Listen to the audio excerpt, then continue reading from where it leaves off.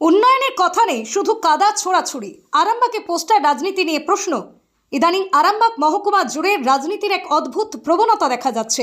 উন্নয়ন, কর্মসংস্থান বা এলাকার প্রকৃত সমস্যার আলোচনা ক্রমশ হারিয়ে যাচ্ছে।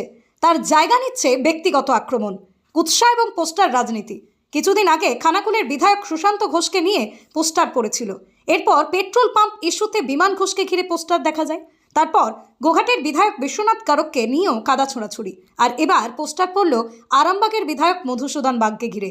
প্রশ্নটা খুব সাধারণ কিন্তু গভীর।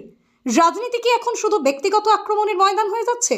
যদি কোনো অভিযোগ থাকে তার প্রমাণ নিয়ে প্রশাসনিক বা আইনি পথে যাওয়াই তো গণতান্ত্রিক পথ। কিন্তু রাতের অন্ধকারে পোস্টার সাটিয়ে রাজনৈতিক প্রতিপক্ষকে অপমান করা কি আদৌ সুস্থ রাজনীতির লক্ষণ? এই প্রবণতা শুধু একজন নেতাকে নয়, গণতান্ত্রিক রাজনৈতিক সংস্কৃতিকেই আঘাত করছে। মানুষ জানতে চায় এলাকার রাস্তা, স্বাস্থ্য, শিক্ষা, কর্মসংস্থান নিয়ে কে কী কাজ করলো। কিন্তু তার বদলে যদি শুধু ব্যক্তিগত কাদা ছোড়াছুড়ি চলতে থাকে, তাহলে শেষ পর্যন্ত ক্ষতিগ্রস্ত হয় সাধারণ মানুষই। এই প্রসঙ্গে কি বললেন আরামবাগের বিধায়ক মধুসূদন বাগ? শুনুন তাঁর প্রতিক্রিয়া। খবরটি ভালো লাগলে অবশ্যই আমাদের চ্যানেলটি ফলো, খবরটি শেয়ার করে পাশে থাকুন। আপনারা দেখছেন খবর আরামবাগ, যে কথা কেউ বলে না, আপনার পাশে, আপনার সাথে। হাসপাতালে যেতে সময় পায় না, বিডিও অফিসে যেতে সময় পায় না, বাস স্ট্যান্ডে যেতে সময় পায় না, মানুষের সামনে দাঁড়াতে ওদের সাহস হয় না। রাতের অন্ধকারে চোরের মতো গোপনে গোপনে যেটা পোস্টারিংগুলো করছে, গত 13/2 হয়েছিল, আবার আজকে হয়েছে সকালবেলায় খবর পেলাম। এটা গণতান্ত্রিক সংস্কৃতি, রাজনৈতিক সংস্কৃতির পরিপন্থী। প্রকৃতপক্ষে তৃণমূল কংগ্রেস যে সংস্থা দ্বারা পরিচালিত হয়, এটা রাজনৈতিক কর্মীদের দ্বারা, নেতাদের দ্বারা পরিচালিত হয় না, প্রতীক জৈনের আইপ্যাক দ্বারা পরিচালিত হয়। এই আইপ্যাক তৃণমূল কংগ্রেসকে এখানে প্রমোট করছে, যে তৃণমূল কংগ্রেসের অস্তিত্ব এখানে আছে। আসলে মানুষ যে তৃণমূল কংগ্রেসকে প্রত্যাখ্যান করেছে, আগামী দিনের নির্বাচনে তৃণমূল কংগ্রেসকে যে মানুষ ভোট দেবেন না, সেটা এরা বুঝতে পেরেছে। তাই একটা অপসংস্কৃতিমূলক, বিভ্রান্তিকর রাজনৈতিক সংস্কৃতির পরিপন্থী, গণতান্ত্রিক সংস্কৃতির পরিপন্থী একটা পোস্টারিং করছে। এতে কোনো ফায়দা হবে না। ভোট যত আসছে তত এরা চোখে সর্ষে ফুল দেখছে, পায়ের তলার মাটি চলে যাচ্ছে।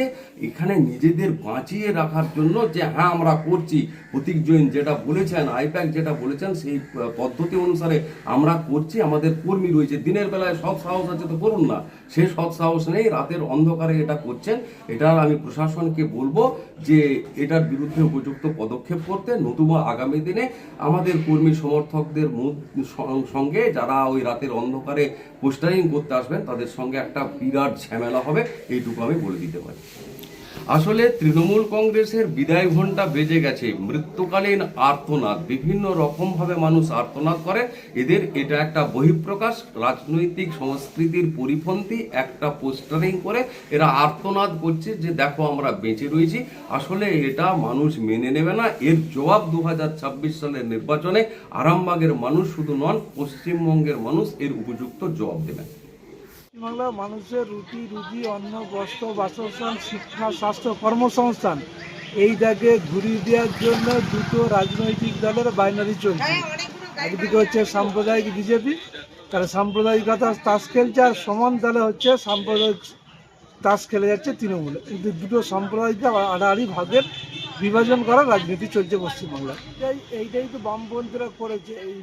এই হোল উৎসবকে কেন্দ্র করে বিরোধী দলনেতা যে হচ্ছে উক্তি করেছে, তাতে ভারতের গণতান্ত্রিক যুব ফেডারেশন নির্দিষ্টভাবে থানায় অভিযোগ জানিয়েছে যে একজন হচ্ছে সংবিধানের যারা আমরা শপথ নিই, যে সংবিধানের যারা আমরা রক্ষাকর্তা, তারা এই কথা বলতে পারি না। ভারতীয় সংবিধান হচ্ছে ধর্মনিরপেক্ষতা।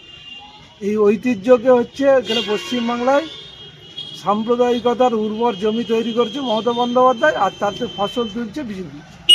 এই দুটো রাজনৈতিক দলের এই বাইনারিটা হচ্ছে পশ্চিমবাংলার মানুষের রুটি রুজি, শিক্ষা, স্বাস্থ্য, কর্মসংস্থান এগুলো হচ্ছে পিছনের সাইডে ফেলে যাবে। একদিকে এসআইআর নিয়ে উস্কানিমূলক মন্তব্য, দ্বিতীয় দিকে সুপ্রিম কোর্ট পর্যন্ত যাওয়ার জন্য একটা সহমর্মিতা। সেই জায়গায় দাঁড়িয়ে সিপিএমকে কেন মানুষের পাশে দেখতে পাওয়া যাচ্ছে না সেইভাবে? সিপিএম তো রাস্তায় সিপিএম, ঘরে সিপিএম, আন্দোলনে সিপিএম, সবেতেই সিপিএম।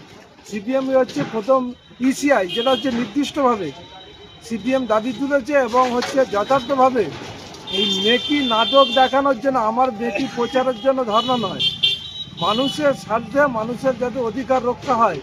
এই যে 60 লক্ষ যারা বিচারাধীন আছে, সেই 60 লক্ষ বিচারাধীনকে যাতে অবিলম্বে তার সুষ্ঠু মীমাংসা হয়, সেইটার জন্য হচ্ছে সিপিএম অবস্থান কর্মসূচি গ্রহণ করেছে। আপনার পরিচয়? আমার মাসুদ রহমান, আমি সিপিআইএম একজন কর্মী। ইয়াম্মা কোম্পানি অনুমোদিত আরামবাগ মহকুমার একমাত্র মেইন ডিলার আমনা অটো সাপ্লাই এখন বিশ্বমানের শোরুম নিয়ে হাজির হয়েছে আরামবাগের গড়বাড়িতে। বাইক ও স্কুটারের লেটেস্ট কালেকশন ন্যায্য মূল্যে পেয়ে যাবেন আমাদের এখানে। অত্যাধুনিক মেশিন, কম্পিউটারের সাহায্যে গাড়ির সমস্ত ফল্ট চিহ্নিত করা এবং কোম্পানির ট্রেনিং প্রাপ্ত মেকানিক দ্বারা গাড়ির সার্ভিসিং করার সুব্যবস্থা রয়েছে। একই ছাদের তলায় রয়েছে ইয়াম্মা কোম্পানির অরিজিনাল স্পেয়ার পার্টস এর বিরাট কালেকশন। এখানেই শেষ নয়, ইয়াম্মা কোম্পানির unbreakable helmet, riding jackets, gloves, টি শার্টেরও বিরাট কালেকশন রয়েছে। তাই বাইক মানেই হলো জাপানি ইয়াম্মা, আর ইয়াম্মা মানেই হলো আমনা অটো সাপ্লাই। 35 বছর ধরে আপনাদের জীবন পথের সঙ্গী। আমাদের ঠিকানা গড়বাড়ি, আরামবাগ, হুগলি। যোগাযোগ নাম্বার 9083247009 অথবা যোগাযোগ করুন 9083247007।